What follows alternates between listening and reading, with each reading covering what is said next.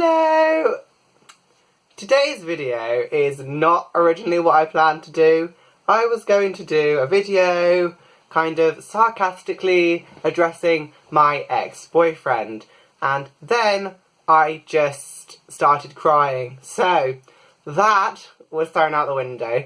But today I do want to talk about breakups because I'm not newly broken up with, but I have been having a hell of a year of it. The breakup in general has had long-lasting effect on me, and I wanted to talk about that. So, I was in a relationship from November 2016 till February 2017, and I know that's not very long, I know it's not very long, but I got broken up with in February 2017, and I then saw my ex-boyfriend in May and July, so I saw him 3 times since we broke up, and big mistake. Like, I didn't think it was a big mistake at the time because I was very much of the mindset that I was still hoping we would get back together somehow, even though he made it clear multiple times that was not going to happen. So I still went to see him and did that, and it was not, the May time wasn't too bad. We went to the cinema, fine. Like, got back to the cars later, and whatever, fine. The next 2 times we went to the cinema, I had 2 panic attacks as I got into my car trying to leave, and it freaked him out, like, quite a lot. So, that was bad on my part, but I think there's a lot of advice about breakups, and I disagree with some of it. Like, the advice of the best way to get over someone is to get under someone else. Like, I've heard that a lot, but I just cried. Like, I'm not ashamed to admit that, I mean, in the aftermath of the breakup, I did some things that were almost like getting under somebody else, and I cried afterwards. It just made me miserable. It made me feel like absolute crap. I just couldn't do it again. So, that's a piece of advice I disagree with.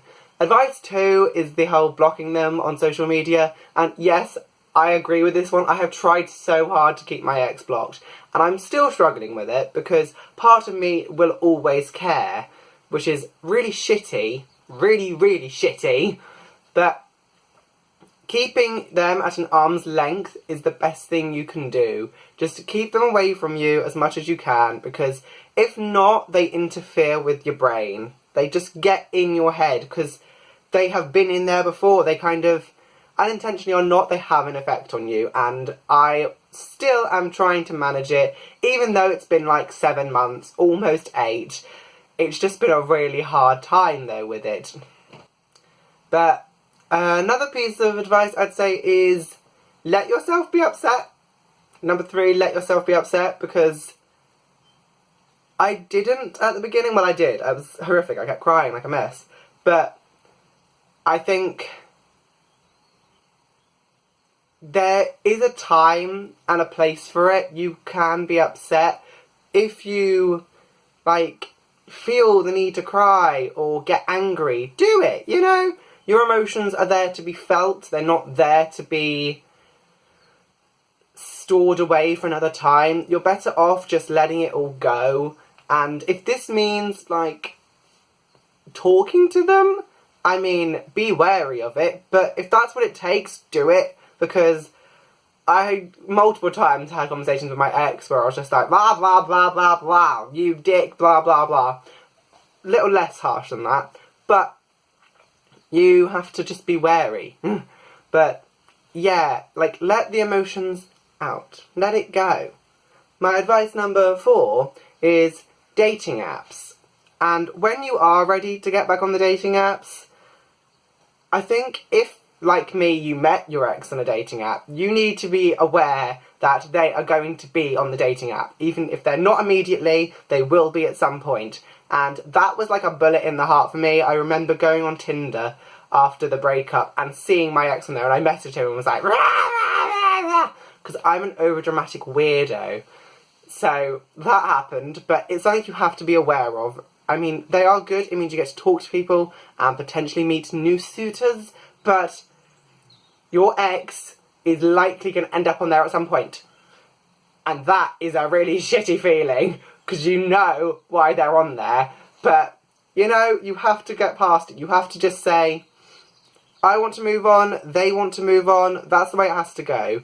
And if you're struggling to move on, dating apps are good to just kind of talk to people. Some of them are creepy as fuck. Some of them are lovely and really understanding, and yeah. And my advice number 5, my really, really big one, is talk to your friends and family. My friends were absolute rocks for me through my breakup. They were at my side. Like, after it happened, I drove straight to my friend's house, and they were so good to me. I don't honestly think I would have coped as well as I did, and I did not cope well without my friends. They supported me, they were so understanding, even when I went to see him and they thought it was a bad idea.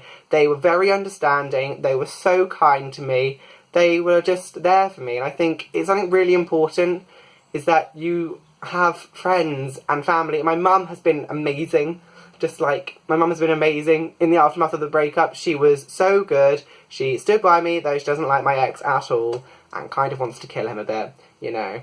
Motherly protection. She has been, so she was there to hug me when I was crying, and generally speaking, friends and family are your best comfort. If you don't take anything else, talk to your friends and family after a breakup. They are there for you, and they love you dearly. So that's kind of advice that I've garnered from my own breakup. It was messy, and I'm still not over it, but I'm trying to be over it. So this is advice from someone who is still going through the process. And I can't say for certain if it works, but I can say it has helped me. So that wasn't the video that was going to be today. It was going to be really funny, but too many tears. Not ready for that, apparently. So thank you for watching. Bye.